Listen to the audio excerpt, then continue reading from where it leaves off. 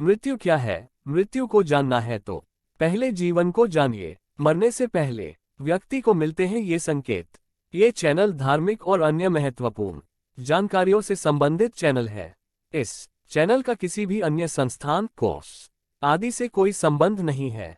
मृत्यु क्या है? मृत्यु को जानना है तो पहले जीवन को जानिए। मृत्यु क्या है? मृत्यु एक बड़ी रहस्यमय घटना है। क्या अपने मन की मदद से हम मौत को समझ सकते हैं? क्या हम अमरता तक पहुंच सकते हैं? क्या हम जीते हुए मृत्यु का अनुभव कर सकते हैं? मृत्यु और मरना। गुरु, मृत्यु एक बहुत मूल सवाल है। वास्तव में मृत्यु के जो आंकड़े हमें पता चलते हैं उसकी तुलना में मृत्यु हमारे ज्यादा पास है। हर एक पल में हम मर रहे हैं, अंगों और कोशिकाओं के स्तर पर। यही वजह है कि डॉक्टर आपके अंदर देखकर ही आपकी उम्र बता देता है। सही बात तो यह है कि हमारा जन्म होने से भी पहले हमारे अंदर मृत्यु की शुरुआत हो जाती है। अगर आप अज्ञानी और अनजान हैं, तो ही आपको ऐसा लगता है कि मृत्यु बाद में किसी दिन आएगी। अगर आप जागरूक हैं तो आप देखेंगे कि जीवन और मृत्यु दोनों ही हर पल में हो रहे हैं। अगर आप बस इतना ही करें कि थोड़ी ज्यादा जागरूकता के साथ सांस लें, तो आप देखेंगे कि हर ली हुई सांस जीवन है और छोड़ी हुई सांस मृत्यु है। अगर आप बस इतना ही करें कि थोड़ी ज्यादा जागरूकता के साथ सांस ले, तो आप देखेंगे कि हर ली हुई सांस जीवन है और छोड़ी हुई सांस मृत्यु है।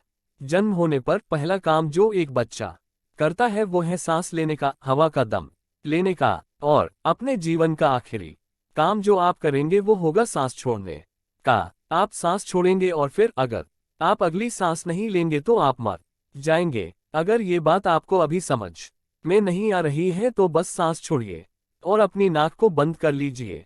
कुछ ही सेकंड्स में आपके शरीर की हर कोशिका जीवन के लिए चीखना शुरू कर देगी। जीवन और मृत्यु हर समय हो रहे हैं।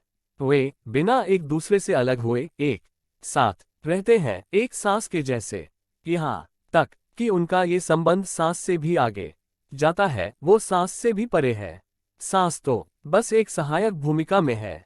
वास्तविक काम तो जीवन ऊर्जा का है, जिसे हम प्राण कहते हैं और जो हमारे भौतिक अस्तित्व को काबू में रखती है। प्राण पर एक खास महारत हासिल करके हम काफी समय तक सांस से परे जा कर भी जीवित रह सकते हैं।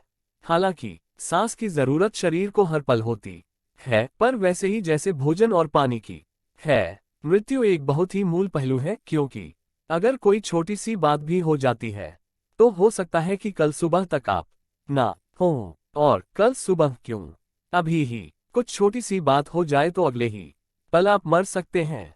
अगर आप अन्य जीवों की तरह होते तो हो सकता है कि आप इस सब के बारे में न सोच सकते, पर एक बार जब आपको मानवीय बुद्धि मिली है तो फिर आप अपने जीवन के ऐसे महत्वपूर्ण पहलू को अनदेखा कैसे कर सकते हैं? आप इसे अनदेखा करते हुए ऐसे कैसे रह सकते हैं जैसे आप हमेशा यहाँ रहने वाले हैं? ये कैसी बात है कि यहाँ लाखों साल रहने के बाद भी मनुष्य मृत्यु के बारे में कुछ भी नहीं जानता।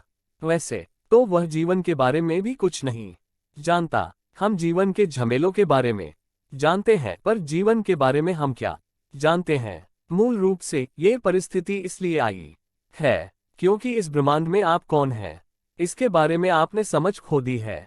हम जिस सौर प्रणाली में हैं, वो अगर कल गायब हो जाए तो बाकी के ब्रह्मांड को इसका पता भी नहीं चलेगा। ये सौर प्रणाली इतनी छोटी है, एक कण जैसी। इस छोटे से कण जैसी सौर प्रणाली में हमारी धरती एक सूक्ष्म परमाणु जैसी है, और इस धरती पर आपका शहर एक परम सूक्ष्म परमाणु जैसा महीन है, पर उसमें आप एक बहुत बड़े आदमी हैं।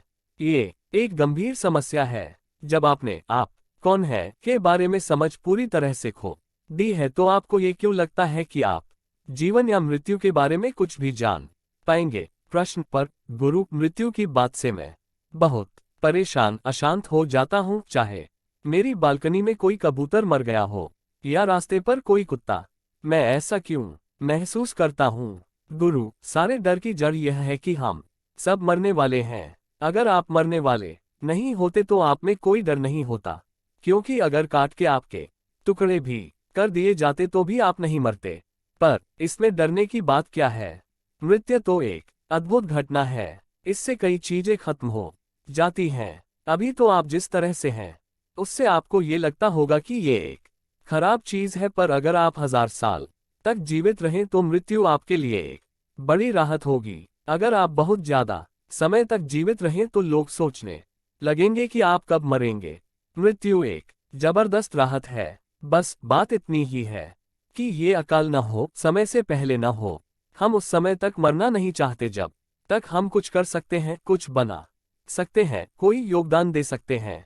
मृत्यु अनिवार्य है। यदि आप सही समय पर मरना चाहते हैं तो आपको साधना करनी चाहिए जिससे आप ये तय कर सके कि आप कब मरेंगे। नहीं तो एक मरा हुआ कबूतर भी आपको याद दिलाएगा कि आप भी मरने वाले हैं। कल जो उड़ सकता था वो आज मरकर सूख चुका है। ये कल्पना करना कि आप भी एक दिन ऐसे हो जाएंगे आपके लिए भयावह हो सकता है, क्योंकि आपने यहाँ जो कुछ इकट्ठा किया है उसके साथ आपकी पहचान एक मजबूरी बन गई है। आप उससे बहुत ज्यादा जुड़ गए हैं। जब मैं कहता हूँ आपने यहाँ जो कुछ इकट्ठा किया है उसके साथ आपकी पहचान, तो याद रखिए आप जिस शरीर को लेकर घूमते हैं वो इस जमीन का ही एक टुकड़ा है। जिस मिट्टी को इकट्ठा करके आपने अपना शरीर बनाया है और अपनी कई तरह की पहचान बना ली है, वो पहचान इतनी मजबूत हो गई है कि उसे खोना बहुत ज्यादा भयानक लगता है। मान लीजिए आपका वजन जरूरत से ज्यादा हो गया है और हम आपको 10 किलोग्राम वजन कम करने में मदद करते हैं, तो क्या ये आपको खराब लगेगा? क्या आप इसके लिए रोएंगे? बिल्कुल नहीं। अधिकतर लोग बहुत ज्यादा खुश होते हैं जब वे 10 किलोग्राम वजन कम कर लेते हैं। अब मान लीजिए कि आपने अपना पूरा 60 या 50 किलोग्राम वजन छोड़ दिया, तो इसमें क्या बड़ी बात है?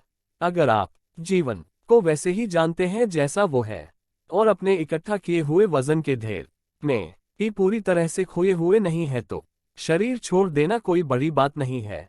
पक्षियों, कीड़ों, कुत्तों या मनुष्यों के शरीर तो बस ऐसे ही है जैसे मिट्टी को वापस मिट्टी में डाल दिया गया हो। ये कोई बड़ा नाटक नहीं है, बस एक प्राकृतिक प्रक्रिया है। आपने जो कुछ उठाया था उसे वापस करना और एक नए रूप में बदल देना ही है। आप अपने जन्म लेने, जीवन और मृत्यु को बहुत महत्व दे सकते हैं, पर जहां तक धरती माँ का सवाल है वह तो सिर्फ चीजों को नए रूप में ढाल रही है। वह आपको अपने में से बाहर निकालती है और फिर वापस खींच लेती है। आप अपने बारे में बहुत सारी कल्पनाएं कर लेते होंगे, पर आपने जो इकट्ठा किया है वो आपको वापस तो करना ही है। ये एक अच्छी आदत है। आप किसी से कुछ भी लेते हैं तो वो आपको कभी ना कभी तो वापस करना ही है। मेरी बात पर विश्वास कीजिए, मरना एक अच्छी आदत है। प्रश्न पर मृत्यु के बारे में जानने का अच्छी तरह से जीने से क्या संबंध है? गुरु, मृत्यु जीवन की आधार रेखा है। अगर आप मृत्यु को नहीं समझते तो जीवन को कभी न जान सकेंगे और न ही संभाल सकेंगे, क्योंकि जीवन और मृत्यु सांस लेने और छोड़ने की क्रिया जैसे हैं। वे साथ साथ रहते हैं। आध्यात्मिक प्रक्रिया तभी शुरू होती है जब आपका सामना मृत्यु से होता है, वो चाहे आपकी खुद की हो या किसी ऐसे प्रिय व्यक्ति की जिसके लिए आपको लगता हो कि उसके बिना आप जीवित रह ही नहीं पाएंगे। जब मृत्यु पास आ रही हो या आ गई हो तब कि ये सवाल अधिकतर लोगों के मन में आता है, ये सब क्या है?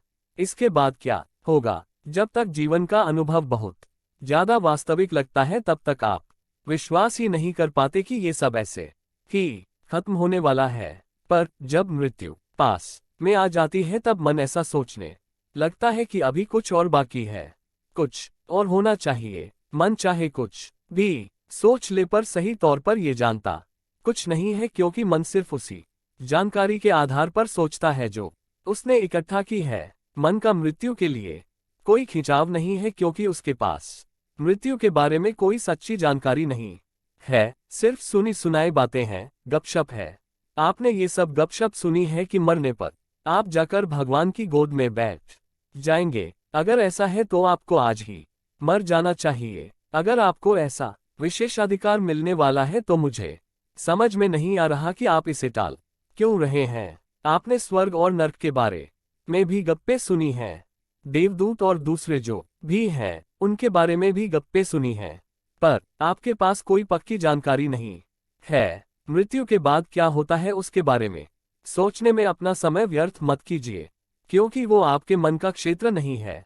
जागरूकतापूर्वक मरना इसे जानने का एक ही तरीका है और वो है प्रज्ञा। जैसा कि भारतीय भाषाओं में हम इसे कहते हैं, अंग्रेजी में हम इसे अवेयरनेस अर्थात जागरूकता कहेंगे, पर कृपया इस शब्द को इसके सामान्य अर्थ में मत लीजिए। अगर आप जागरूक हैं तो आप चीजों के बारे में सोचे बिना और उनकी जानकारी मिले बिना उन्हें जान सकते हैं। अगर आप अपने आसपास के जीवन को ध्यान से देखते हैं तो ऐसी बहुत सी बातें हैं जिनके बारे में बिना सोचे हुए भी हर प्राणी उनको जानता है।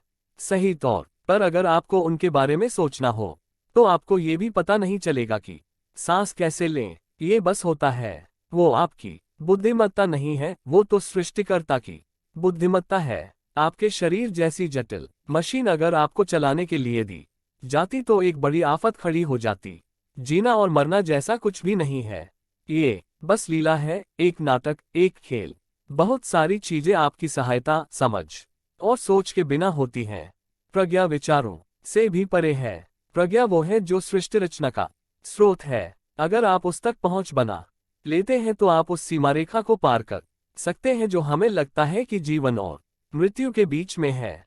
असल में कोई सीमा रेखा नहीं है, आप अभी जी भी रहे हैं और मर भी रहे हैं। सामाजिक स्तर पर लोगों के सीमित अनुभवों और उनकी सीमित समझ में कोई आज यहाँ हो सकता है और कल जा चुका हुआ हो सकता है, पर जीवन के संदर्भ में, अस्तित्व की प्रक्रिया के संदर्भ में जीना और मरना जैसा कुछ भी नहीं है। ये बस लीला है, एक नाटक, एक खेल, दिव्य खेल। जब हम कहते हैं कि ये सब एक दिव्य लीला है तो इसका अर्थ ये नहीं है कि दिव्यता दूसरों को दुख देकर खुश होने वाली कोई दुष्ट शक्ति है जो आपके जीवन के साथ खेलने का मजा ले रही है। हम इससे खेल इसलिए कहते हैं क्योंकि सब एक दूसरे के साथ गुंथा हुआ है। अस्तित्व की दृष्टि से आप बचपन, जवानी, प्रौढ़ता और बुढ़ापे में फर्क नहीं कर सकते। ये सब एक दूसरे के साथ जुड़े हुए हैं। आप जिसे व्यक्ति कहते हैं और आप जिसे ब्रह्मांड कहते हैं, वे एक दूसरे से अलग नहीं किए जा सकते। आप जिसे परमाणुविक कहते हैं और आप जिसे ब्रह्मांडीय कहते हैं, उन्हें एक दूसरे से अलग नहीं किया जा सकता।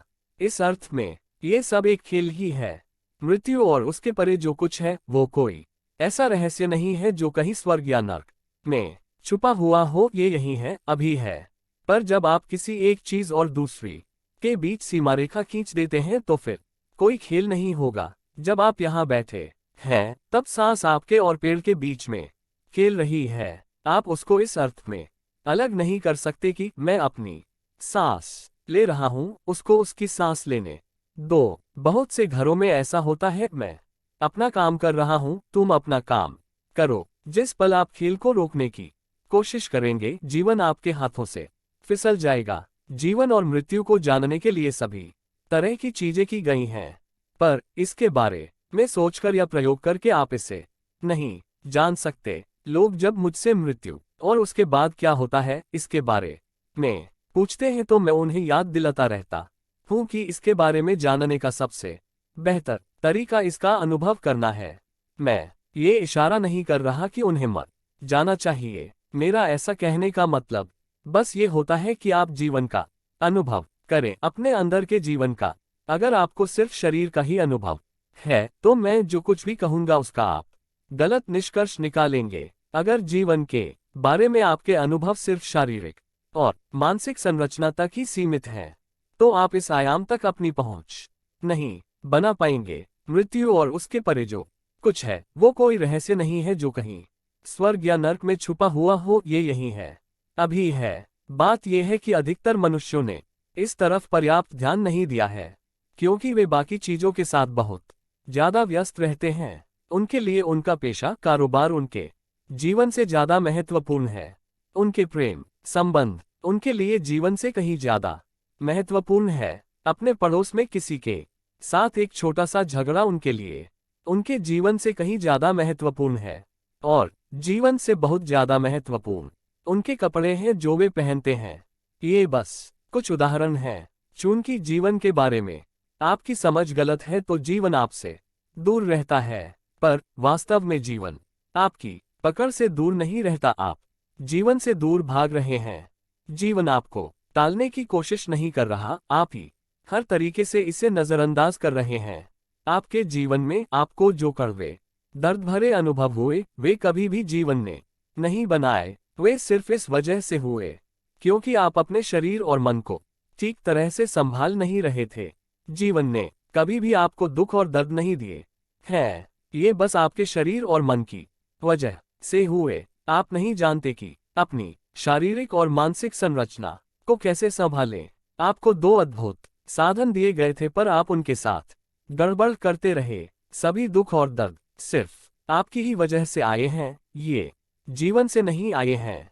प्रज्ञा समझ का वो आयाम है जो आपको जीवन, उसके स्वभाव और उसके स्रोत तक पहुंचा देता है। ये अलग अलग चीजें नहीं हैं, ये बस अलग अलग नाम है जो हम जीवन को देते हैं। यहाँ कोई स्रोत नहीं है, कोई अभिव्यक्ति नहीं है, ये सब बस एक ही है। जीवन और मृत्यु जैसी कोई चीज नहीं है यहाँ, न तो जीवन है न ही मृत्यु, ये सब बस इन चीजों का खेल है। आप इस पर एक खेल खेलते हैं और फिर किसी दिन रुक जाते हैं। जीवन खेलता है और रुकता है, खेलता है और रुकता है, पर मूल जीवन कोई खास गतिविधि नहीं है, कोई ऐसी खास चीज नहीं है जो हो रही हो। ये एक अद्भुत घटना है जो बस यहाँ है। ये सृष्टि रचना की पृष्ठभूमि है, सृष्टि रचना का स्रोत है। प्रश्न, मैंने मृत्यु को बेहद नजदीक से देखा जब मैं एक कार द्वारा टक्कर मारे जाने से बस कुछ ही सेकंडों से बाल बाल बच गया। उन कुछ सेकंडों में मैंने सब कुछ एकदम धीमी गति में और असाधारण रूप से विस्तार में अनुभव किया। तो उन कुछ सेकंडों का मेरा अनुभव उस तरह से क्यों हुआ और क्या मैं जीवन का अनुभव विस्तार के उस स्तर पर जागरूकतापूर्वक कर सकता हूँ? सद्गुरु, एक बार कुछ ऐसा हुआ। इंडियाना, अमेरिका के एक छोटे से कस्बे के एक शराबखाने में दो बूढ़े आदमी मिले। दोनों अलग अलग टेबल पर चिड़चिड़ाते हुए से बैठे थे और पी रहे थे। फिर उनमें से एक ने दूसरे की ओर देखा और उस आदमी की कनपटी पर एक जन्म चिन्ह देखा। उसकी तरफ देखकर वो बोला, अरे क्या तुम जोशुआ हो? हाँ, तुम कौन हो? क्या तुम नहीं जानते? मैं मार्क हूँ, हम लोग युद्ध में साथ थे। अच्छा, हे भगवान। फिर वे दोनों खुश हो गए। दूसरे विश्व युद्ध में हम साथ साथ थे, उसको अब 50 साल हो गए हैं। फिर वे एक ही टेबल पर बैठकर पीने लगे। वे खा भी रहे थे और बातें भी कर रहे थे। उन्होंने यूरोप में युद्ध के दौरान 40 मिनट की एक कार्रवाई में एक साथ भाग लिया था। वो 40 मिनट की बमबारी का समय था। उन 40 मिनटों के बारे में वे 2 घंटों तक गजब के विस्तार से बातें करते रहे। जब उनकी बातें खत्म हुई तो एक ने दूसरे से पूछा, तब से तुम क्या करते रहे हो? वो बोला, अरे मैं बस एक सेल्समैन का काम कर रहा था। 40 मिनट के युद्ध के बारे में वे 2 घंटों तक खूब उत्तेजना के साथ बातें करते रहे, पर फिर 40 साल का जीवन बस एक वाक्य में, मैं बस एक सेल्समैन था। उसके जीवन में 40 साल बस यही हुआ। कब्र के लिए अभ्यास। दुर्भाग्यवश बहुत सारे लोग केवल तभी जीवंत होते हैं जब मृत्यु उनके सामने खड़ी होती है, चाहे युद्ध में या कार दुर्घटना में। जब मरने की संभावना से आप आमने सामने होते हैं तभी आप पूरी तरह से जीवंत होते हैं। ये कितना दुर्भाग्यपूर्ण है। जब आप सही ढंग से वास्तव में अपने मरणशील होने का सामना करते हैं तभी ये समझते हैं कि आपका जीवित होना सबसे ज्यादा महत्वपूर्ण है। मैं जब लोगों को देखता हूं तो ऐसा लगता है जैसे वे कब्र के अंदर जाने का अभ्यास कर रहे हैं। जब वे अपनी कब्र में होंगे तब उन्हें कैसा होना चाहिए, उनके चेहरे के भाव कैसे होने चाहिए। वे ये बात नहीं समझते कि मरना तो उन्हें है ही। उन्हें लगता है कि वे हमेशा यहाँ रहेंगे। जब वे जीवित हैं तो हमेशा मृत्यु का अभ्यास करते रहते हैं, पर जब आप उन्हें मृत्यु का खतरा दिखाएंगे तो वे जीवंत हो उठेंगे। आपको क्या लगता है कृष्ण ने अपना उपदेश युद्ध के मैदान में क्यों दिया?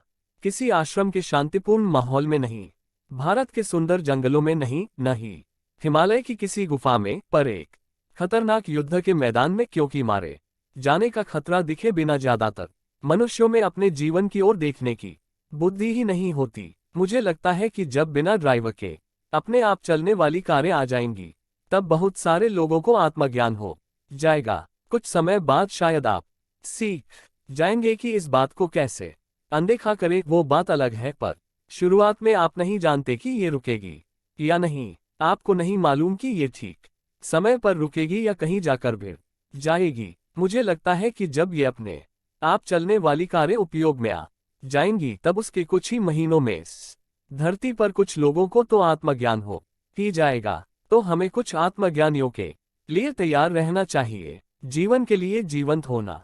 किसी कार दुर्घटना की राह मत देखिए। आपको ये जानना ही चाहिए कि आप इसी समय गिरकर मर सकते हैं। मैं आपके लिए ऐसा नहीं चाहता और आपको लंबे जीवन का आशीर्वाद भी देता हूं, पर यह संभव है। हर रोज कई सारे लोग इस तरह से मर जाते हैं।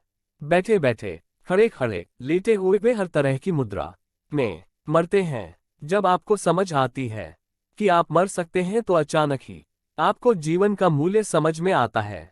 आप उसके प्रति जीवंत हो उठते हैं। मैं लोगों को याद दिलाता रहता हूं कि इस जीवन में आप असफल नहीं हो सकते। हर कोई सफल होगा। आपने कभी ऐसा नहीं देखा होगा कि किसी को इसलिए बंदी बनाया गया कि उसने जीवन ठीक से नहीं जिया। हर कोई सफल रहता है, पर बहुत सारे लोग बिना ये जाने कि वे किस चीज में से गुजरे हैं बस गुजर जाते हैं। जब आपकी दुर्घटना होने वाली थी, कुछ सेकंडों के लिए आप जान रहे थे कि आप किस परिस्थिति में से होकर गुजर रहे थे। बाकी के समय आप ये नहीं जानते। अभी तो आपके दिमाग का नाटक हर चीज पर हावी है। इसका मतलब यह है कि आपकी मूर्खतापूर्ण रचना उस भव्य सृष्टि रचना पर हावी है जिसमें हम रह रहे हैं। पर जब आपकी ये मूर्खतापूर्ण रचना टूट गई तब आप परिस्थिति के उस जबरदस्त खतरे के कारण न कुछ सोच सके, न किन्हीं भावनाओं में बह सके। तभी आपको लगा कि आप वास्तविक रूप से जीवंत थे। ये सारा योग जो हम आपको सिखा रहे हैं, वे सारी प्रक्रियाएं जिनमें हम आपको दीक्षित कर रहे हैं, वे बस इसीलिए हैं कि आप अपने खुद के नाटक से दूर रहें, जिससे ब्रह्मांड का ये खेल आपकी समझ में आ सके। क्योंकि इसके बिना इस जीवन में कुछ भी नहीं है। मरने से पहले व्यक्ति को मिलते हैं ये संकेत। जानिए शास्त्रों के अनुसार मृत्यु से जुड़े कुछ रहस्य। साइंस ऑफ डेथ पुराणों के अनुसार मृत्यु के कुछ माह पहले ही इसके संकेत मिलने लगते हैं, लेकिन कई बार व्यक्ति इतना ज्यादा व्यस्त होता है, इन संकेतों को नजरअंदाज कर देता है। जानिए कुछ ऐसे ही संकेतों के बारे में। Science of death. मरने से पहले व्यक्ति को एहसास होते हैं ये संकेत। Science of death. जन्म के साथ साथ मृत्यु को लेकर दुनिया भर में तमाम तरह की बातें फैली हुई है। वास्तव में मृत्यु के बाद क्या होता है, इसके बारे में किसी को नहीं पता है। बस शास्त्रों, उपनिषदों का मत देते हुए स्वर्ग और नरक की बात करते हैं। मनुष्य के जन्म मां के गर्भ में 9 माह रहने के बाद होता है। इसी तरह माना जाता है कि व्यक्ति के मौत के ठीक 9 माह पहले से ही ऐसी घटनाएं होने लगती है जो मृत्यु का संकेत देती हैं। लेकिन भागदौड़ भरी लाइफ में इन संकेतों को जरा सा भी ध्यान नहीं देते हैं। गरुड़ पुराण, सामुद्रिक शास्त्र, स्वप्न शास्त्र आदि पुराणों के अनुसार व्यक्ति की मृत्यु के 6 माह पहले ही चला जा सकता है, लेकिन आखिरी 3 दिन पहले सिर्फ देवता या फिर व्यक्ति के कर्म ही इसे टाल सकते हैं। जानिए मृत्यु आने से पहले व्यक्ति को किस तरह के संकेत मिलने लगते हैं। पहला संकेत। सामुद्रिक शास्त्र के अनुसार व्यक्ति की हथेलियां में मौजूद रेखाएं भी मृत्यु का संकेत देने लगती है। जब व्यक्ति की मृत्यु आने वाली होती है तो हथेली में मौजूद रेखाएं हल्की और अस्पष्ट हो जाती है। दूसरा संकेत। जब व्यक्ति की मृत्यु नजदीक आती है तो उसे अपने आसपास कुछ सायों के होने का एहसास होने लगता है। कई लोगों को अपने पूर्वज ही नजर आने लगते हैं। तीसरा संकेत। अगर किसी व्यक्ति को कमजोरी की शिकायत नहीं है तो अचानक से उठते बैठते या फिर सफर करते समय आंखों के सामने अचानक अंधेरा सा छा जाता है। अगर यह चीज बार बार हो रही है तो तुरंत ही सतर्क हो जाए। चौथा संकेत। अगर किसी व्यक्ति को पानी, तेल, शीशा या फिर अपनी ही परछाई अजब तरह की दिखने लगे तो समझ ले कि मृत्यु के कुछ ही माह शेष है। पांचवा संकेत। कई लोगों को अशुभ संकेत नजर आने लगते हैं। अगर व्यक्ति खुद को गधे में सवार होकर यात्रा करते हुए देखता है, सपने में मृत या पूर्वज व्यक्ति को देखना आदि भी मृत्यु के करीब आने के संकेत हो सकते हैं। छठा संकेत। गरुड़ पुराण के अनुसार जब व्यक्ति की मृत्यु बिल्कुल नजदीक आ जाती है तो व्यक्ति को करीब बैठा इंसान भी नजर नहीं आता है। ऐसे समय में व्यक्ति के यम के दूत नजर आने लगते हैं। डिस्क्लेमर, इस लेख में निहित किसी भी जानकारी सामग्री गणना की सटीकता या विश्वसनीयता की गारंटी नहीं है। विभिन्न माध्यमों, ज्योतिषियों, पंचांग, प्रवचनों, मान्यता उन धर्म ग्रंथों से संग्रहित कर ये जानकारियां आप तक पहुंचाई गई है। हमारा उद्देश्य महज सूचना पहुंचाना है। इसके उपयोगकर्ता इसे महज सूचना समझकर ही लें। इसके अतिरिक्त इसके किसी भी उपयोग की जिम्मेदारी स्वयं उपयोगकर्ता की ही रहेगी। आज के इस महत्वपूर्ण धार्मिक प्रकाशन को हम यहीं समाप्त करने की आज्ञा चाहते हैं।